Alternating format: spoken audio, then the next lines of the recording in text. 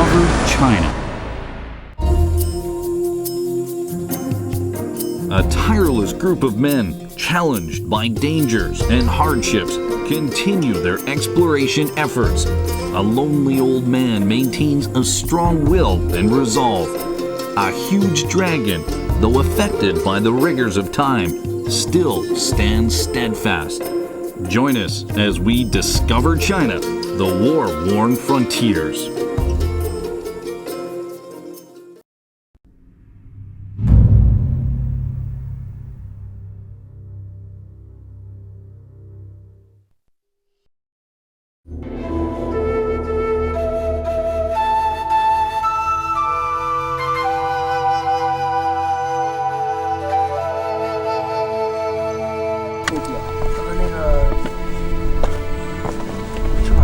These are the members of China's Great Wall Resource Investigation Group. They have been hiking and surveying wild mountains and treacherous terrain with professional equipment since April 2006. Members of this group cannot even recall how many miles of mountainous paths they marched, how many relics and ancient artifacts they have visited, how many sleepless nights they have spent on the Great Wall.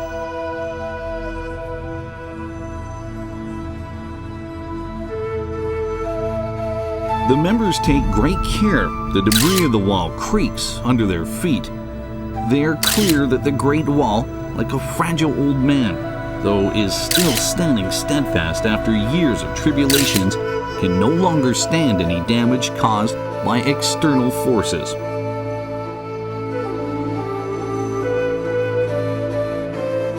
The Great Wall is one of China's most venerable architectural projects. From the Warring States period, it has been standing in silence, witnessing the waxing and waning of numerous dynasties in China's history.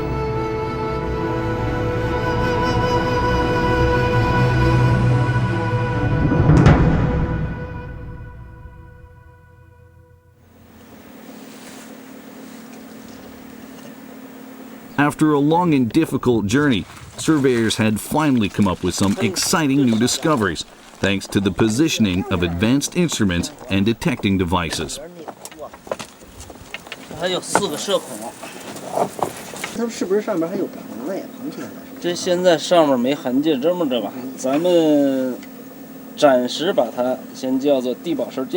The three sets of blockhouse-like fortifications in North Funing County, Hebei Province, had never been recorded in the Great Wall's literature and historical explorations. This new discovery helped fill in the blanks about the types of fortification on the Great Wall.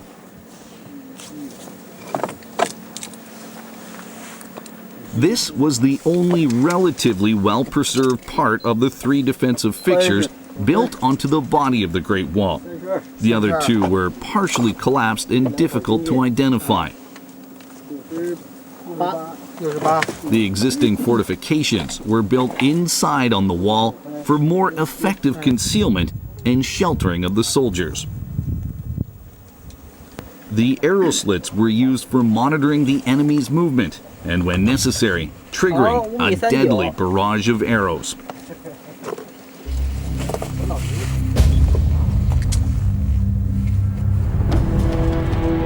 The discovery of these fortifications was testament that the Great Wall, the longest military defensive construction project in the history of the world, was not just a mere wall for fending off invaders.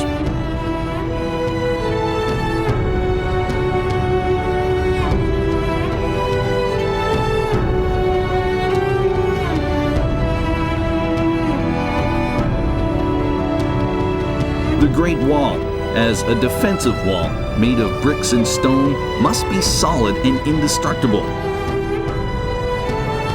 Therefore, a firm and stable link to those parts of the wall, in addition to the quality of bricks and stones, was another issue to be properly tackled. Generally, thick metal plates were used in between the fixed stones. Lime would occasionally be used as well. Fishtail tenons were applied for the part of the wall in the Lao Long Tou section at Shanghai Guan Pass.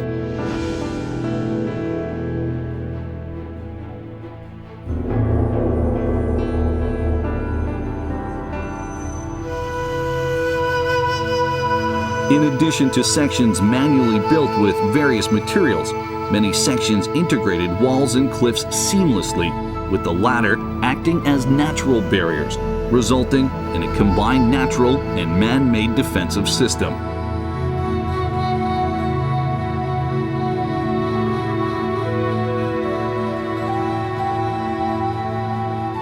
The section at Dongjiakou, north of Jinghuadao, made use of natural cliffs. Steep, slippery walls made it a place easy to defend and hard to attack.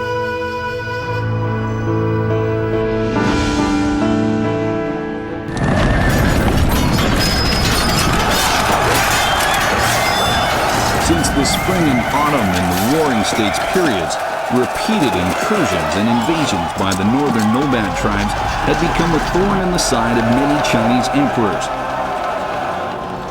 In order to prevent those surprise assaults, emperors of historical dynasties had been actively engaged in building, renovating, and fortifying the Great Wall. This task, like a torch relay, has been continuously passed down along China's history.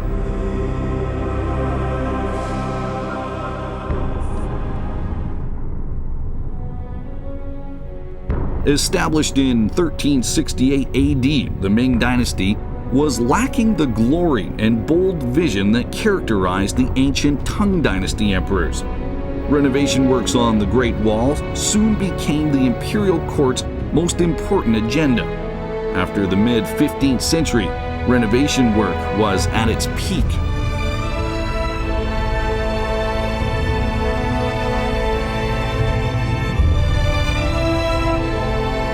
As the Ming Dynasty assumed power, remnants of the overturned Yuan Dynasty, who still had powerful military forces after retreating north of the Great Wall, often invaded and plundered China's northern frontiers. The Ming Dynasty initiated continuous maintenance and repair work to the Great Wall.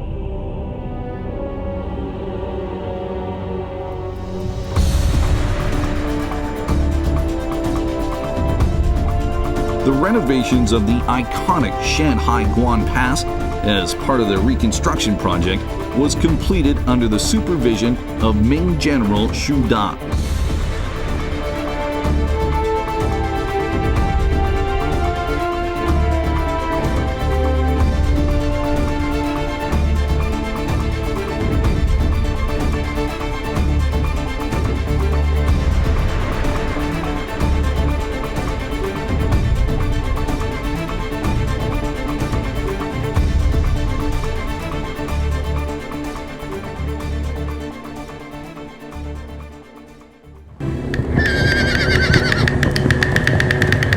Xian's hordes of Oirat Mongolians attacked the Ming Kingdom in 1449. Emperor Zhu Qijian led an army 500,000 strong by himself and marched out of the Zhuyongguang Pass to face the invaders.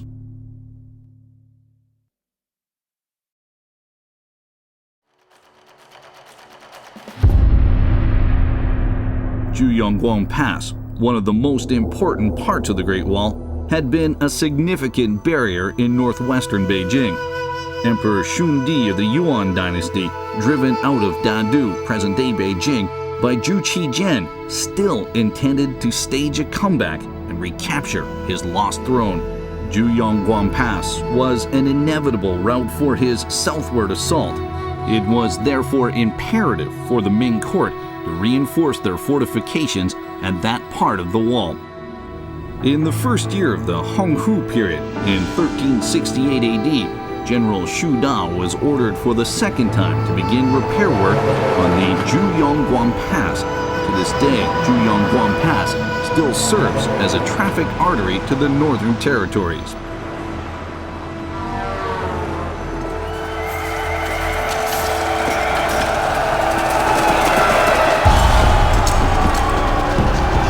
The army led by Emperor Yingzong was defeated by Ye Xian's troop at Tumubao Castle, west of Zhuyongguang Pass.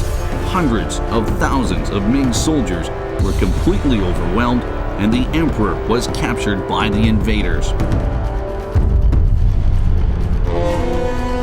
The loss at Tumubao became a turning point in the history of the Ming Dynasty. From that point on, the Ming Kingdom began adjusting its defensive strategies and huddled up in fear at the Central Plains instead of initiating attacks. In 1568 AD, the Ming Kingdom launched another campaign of large-scale renovation and maintenance to the Great Wall upon the suggestion of Qi Jingguan, a Ming general guarding the frontiers.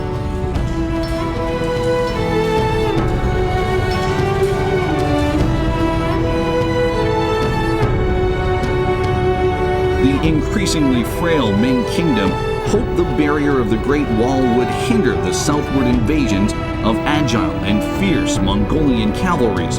The construction on the Great Wall was the final renovation and the largest in scale throughout Chinese history.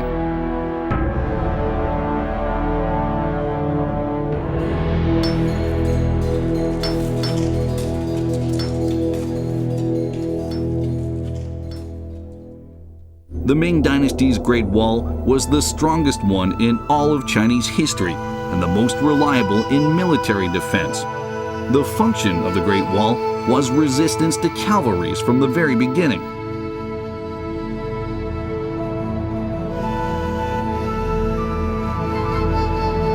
Therefore, building passes based on natural barriers was a basic principle for the construction of the Great Wall.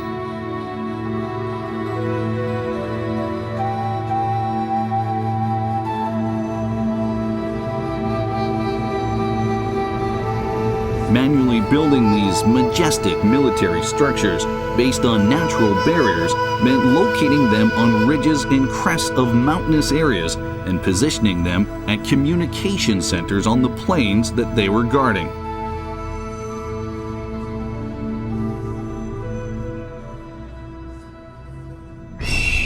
Jinshanling, the section built under Qi Jingguan's supervision, is famous for having complete military facilities and exquisite architectural design built on treacherous steep mountains.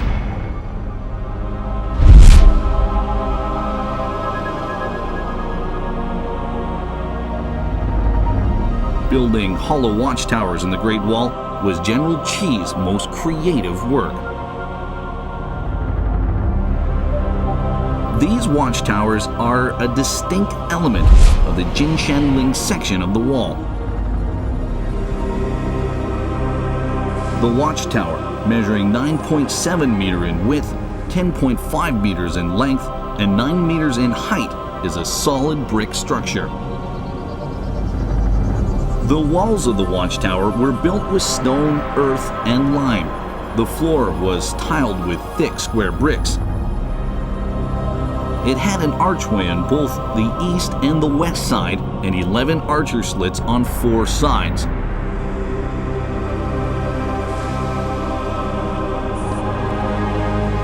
The staircase to the east led up to a brick fortification called the Storage Tower on the watchtower's second floor.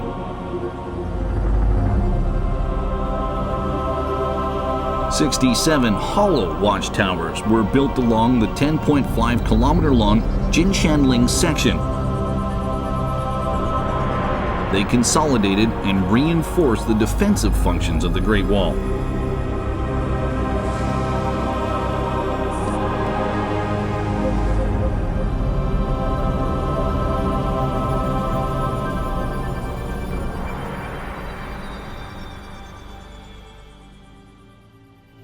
The Great Wall is known as the longest and largest military defense work in history. However, the features of the Great Wall defensive system remain shrouded in mystery to many people.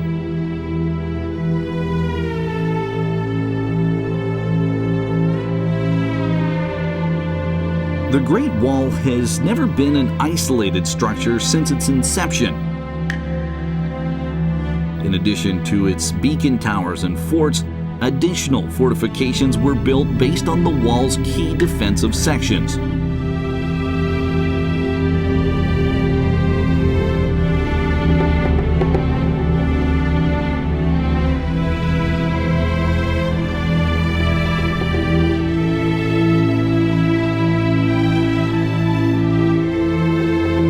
The the Jinshanling section has a complex fortification system which is covered in grass and wood and is mostly overlooked by visitors.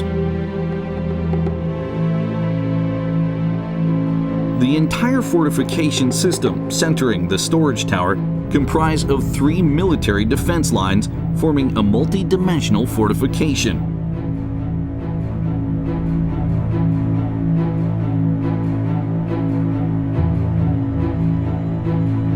On a ridge to the west of the storage tower lies a wall, called a support wall.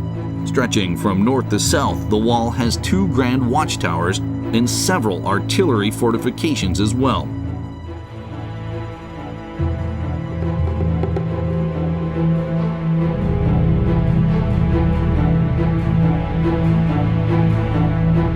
Two sentry towers were erected on the mountaintops 200 meters away from the storage tower on both sides for the timely surveillance of distant enemies.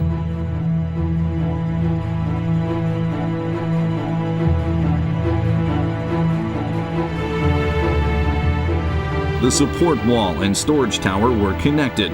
In the event of an attack, the defenders could not only maneuver through the support wall, but could also create a pincer attack against the invaders. The support wall, functioning as the first line of defense, enabled the Great Wall to ward off attackers coming from below.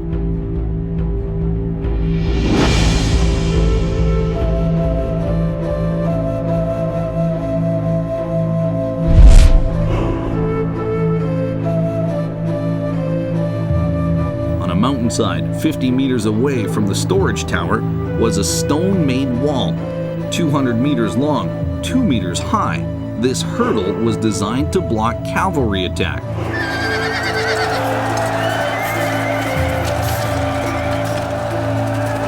This was the storage tower's second line of defense.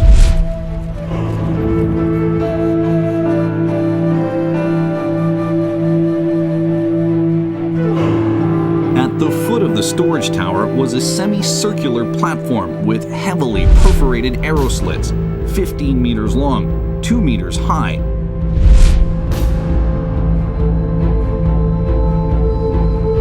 This was the third line of defense.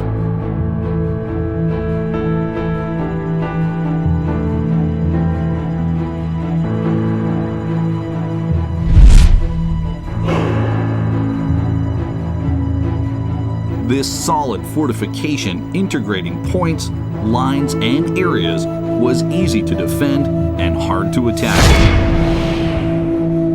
Similar fortifications can be found in many other sections of the Great Wall. A watchtower in the Bunchengyu section in Hebei also has similar horse hurdle walls, forming the second defensive line. These fortifications gradually fade out of people's minds, since in most sections of the wall they have been ravaged by the teeth of time.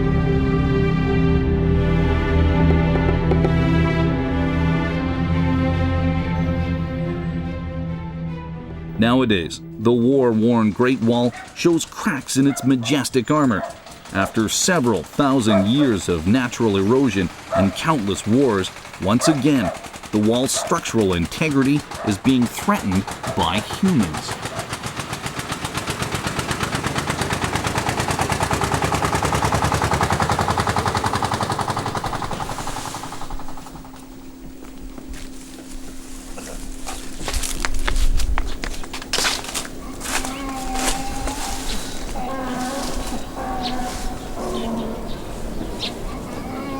As the saying goes, those living on a mountain live off the mountain.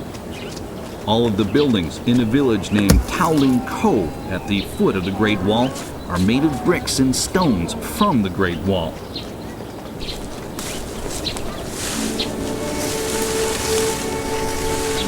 The cultural relics related to the Great Wall can be seen all around the village.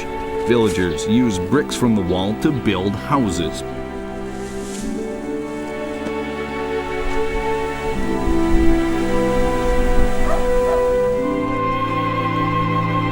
As is the case all over the village, it was built with bricks from the Great Wall. However, this house holds a certain distinction from others.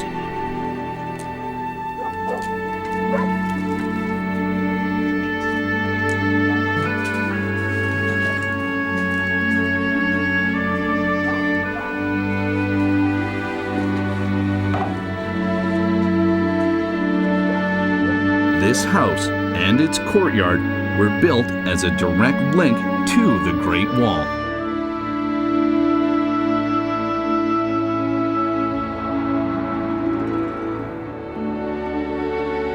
Decades ago, dismantling the Great Wall to build homes was considered routine practice in Taolinko village.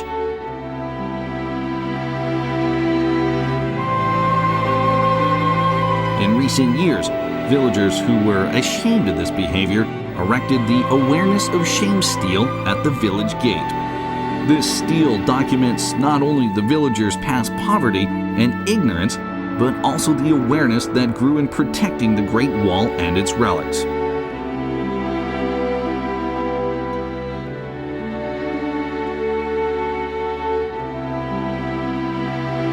This man is Xu Chengfu, an ordinary villager.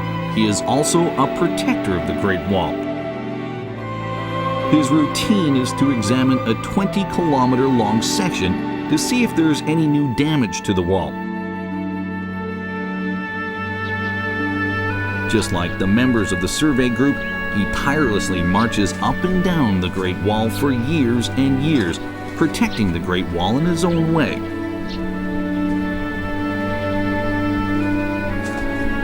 Over a long period of time, the members of the survey group have been striving to unveil the remote history and find the relics of the Great Wall from the stones, grass, and hillocks in order to record the historical brilliance of the Great Wall.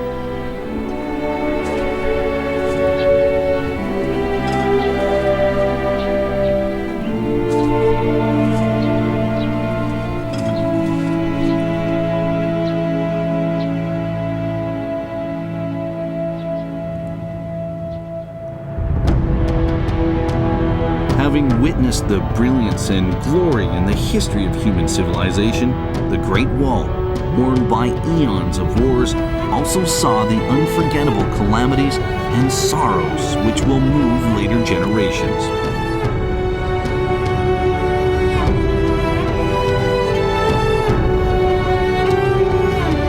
Today, the Great Wall still winds at the ridges of mountain crests, the flames of war at last extinguished.